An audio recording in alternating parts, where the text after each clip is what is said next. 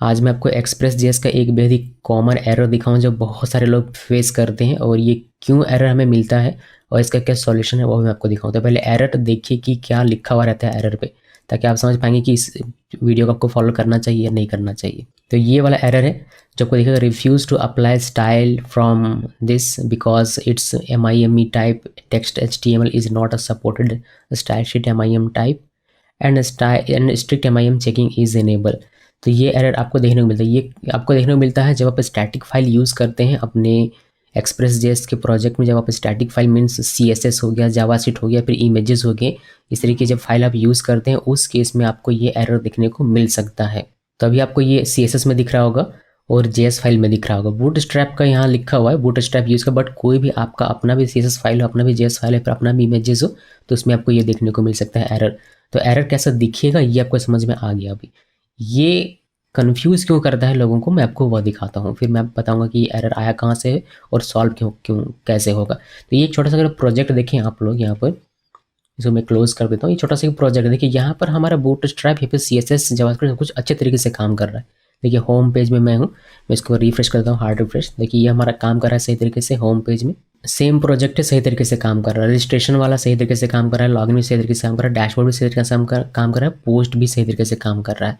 ये काम करना बंद कब करता है, जब मैं डैशबोर्ड में जाकर यहाँ पर एडिट, ये जो एडिट का बटन है इस पर क्लिक करूँ तो देखिए फिर से हमारा CSS काम करना बंद कर दिया।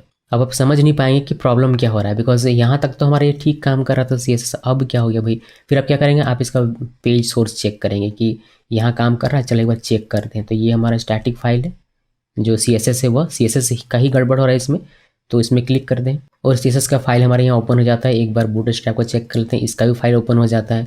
और अगर मैं नीचे चलाऊँ और JS को एक बार एग्जामिन करूँ तो ये भी हमारा ओपन हो रहा है और इसको क्लिक करें तो ये भी, यानी कि सब कुछ बढ़िया तरीके से काम कर रहा है और ये कोड सही है। ये डैशबोर्ड वाले पेज पे सब कुछ सही सही काम कर रहा है, ये हमने एग्जामिन कर लिया। तो हम लोग चलेंगे फिर से वापस से, कहेंगे चलो एडिट वाले पेज में चलते हैं। तो यहाँ पर आप फिर यहाँ से यहाँ फिर गायब हो जाता है।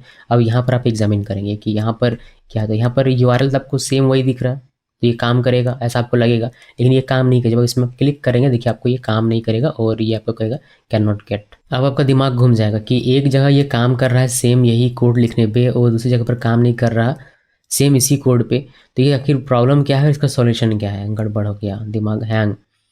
तो एक चीज़ आप एक चीज़ अगर आप थोड़ा सा और डेप्थ में इसको रिसर्च करेंगे तो आपको एक और चीज़ देखने को मिलेगा कि इसका जो पाथ ये हिट करने पर, इस पर क्लिक करने पर जो पाथ ओपन हो रहा है उसको आप एग्जामिन कर सकते हैं। अभी आपको ये कुछ इस तरीके से दिखाई देता है। मैं इसको नोटपैड में रख देता हूँ आप लोगों के लिए। देखिए ये है जब ये काम नहीं कर रहा होता है तब का, यानी कि एडिट वाले के बाद का। अब हम लोग इसको बैक करते हैं और डैशबोर्ड पे पहले एक बार हार्ड रिफ्रेश कर लेता हूँ।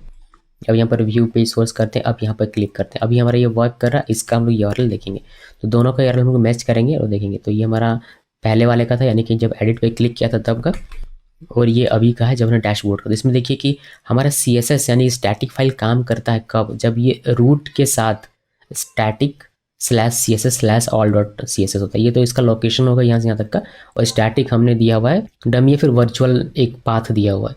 तो यहाँ इस रूट के साथ अगर ये रहेगा तभी हमारा CSS काम करेगा, वरना नहीं करेगा। यहाँ पर क्या हो जा रहा है कि ये पोस्ट और एडिट ये दो चीज़ें एक्स्ट्रा चली आ रही हैं। अगर ये इसमें नहीं आता, इस तरीके से रहता, तो इस पर भी ये काम करता, यानी कि एडिट वाले पर भी ये काम करता, इस पर ये काम करता, लेकिन इस पर नहीं हो रहा। इस पर जब हम लोग देखते हैं तो हमें ये इस पाथ में लेके चला जाता है, तो इस पाथ में तो कोई CSS है ही नहीं, तो फिर ये काम कैसे करेगा। तो इस वजह से हमारा ये काम नहीं करता, तो इसको ठीक करवाना पड़ेगा। तो इसको ठीक करेंगे कैसे, अभी प्रॉब्लम पता चल गया कि कहाँ पर क्या प्रॉब्लम है, सब कुछ पता चल गया। तो इस प्रॉब्लम का सॉल्यूशन क्या है वो देखिए। तो इसमें जो गड़बड़ आपने किया होगा इस पूरे प्रोजेक्ट के दौरान, जो कि कभी काम कर रहा कभी काम नहीं कर रहा, उसका सिंपल रीज़न ये है कि आपने अभी मैंने जब आपको URL दिखाया और रूट पे ना हो के पाथ पे है। जब पाथ आपका चेंज होता है तो उस पाथ के बाद आपका स्टैटिक करके आता है। देखिए रूट को हमेशा प्रीफिक्स करके आना चाहिए था। तो उसको सॉल्व करने के लिए कोड में आपको जाना पड़ेगा और जहाँ भी आपने लिखा हुआ, जैसे स्टैटिक फाइल हमने ये बनाया हुआ है, देखिए मैं आपको दिखा इसको। देखिए स्टैटिक फाइल ये था हमारा, हमने स्टैटिक यहाँ पर दिया हुआ था और हमने पब्लिक फोल्डर को स्टैटिक बनाया हुआ था कि उसके अंदर जो कुछ भी सबको स्टैटिक कर देना। तो यहाँ ये ठीक है, इसको /static इस तरीके से ही लिखना है। इसके बाद जब हम लोगों ने CSS को इंक्लूड किया होगा अपने हेडर में, देखिए यहाँ पर हम जैसे इस तरीके से लिखते हैं, तो यहाँ पर आपको एक लीडिंग स्लैश देना है, ये वाला अगर आप नहीं देंगे तो ये रूट के साथ पाथ बन के आएगा नहीं, बल्कि जो पाथ है आपका उसके साथ बन के आएगा, जो मैंने अभी आपको दिखाया दोनों कंपैरिजन करके। तो डैशबोर्ड में ये काम कर रहा है, होम में काम कर रहा था, बिकॉज वहाँ से उसको रूट के साथ ये मिल जा रहा था। लेकिन जब आप एडिट पे क्लिक कर दें तो उसका पाथ जो बनता है वो चेंज होकर बनता है, यानी कि post/edit/static करके बन जाता है। तो हमें पाथ पे नहीं जाना, हमें इसके रूट के साथ इसको लगाना है। तो रूट के साथ लगाने के लिए आपको ये लीडिंग स्लैश यहाँ पर देना पड़ेगा।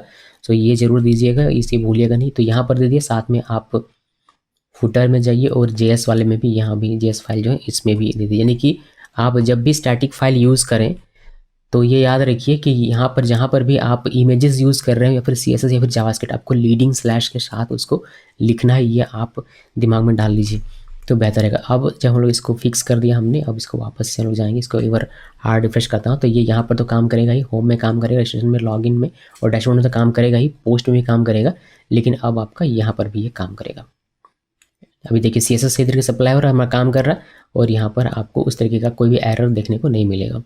ये कुछ वार्निंग है, इसको हटाते हैं, कोई एरर आपको देखने को नहीं मिला। तो ये है इसका फिक्स, जो प्रॉब्लम मैंने आपको दिखा था शुरू में, उसका फिक्स बस इतना ही है कि आप लीडिंग स्लैश जहाँ जहाँ भी आपने मेंशन किया है अपना CSS या फिर जावास्क्रिप्ट, यानी कि जो भी स्टैटिक फाइल है, चाहे वो इमेज हो, CSS हो या फिर जावास्क्रिप्ट, उसमें लीडिंग स्लैश देना ज़रूरी है। ये ध्यान में रखिए। इस वीडियो को देखने के लिए आप सबका बहुत बहुत धन्यवाद।